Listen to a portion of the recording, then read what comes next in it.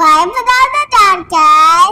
ஏசப்பா வசனத்துல இருளின் நடமாடும் கொலை நோய்க்கும் மதியானத்தில் வாளாக்கும் சங்காரத்திற்கும் நீ பயப்படாதிருப்பாய். உன் பக்கத்தில் 1000 பேரும் உன் வலது புறத்தில் 16 பேரும் இருந்தாலும் அது உன்னை அணுகாது அப்படின்னு வசனத்துல சொல்லி இருக்கு.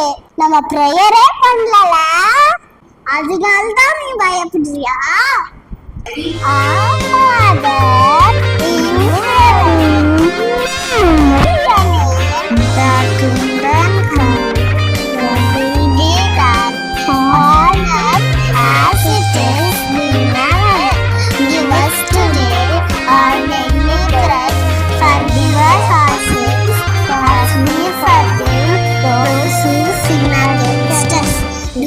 Bring us to the test, God deliver us from evil.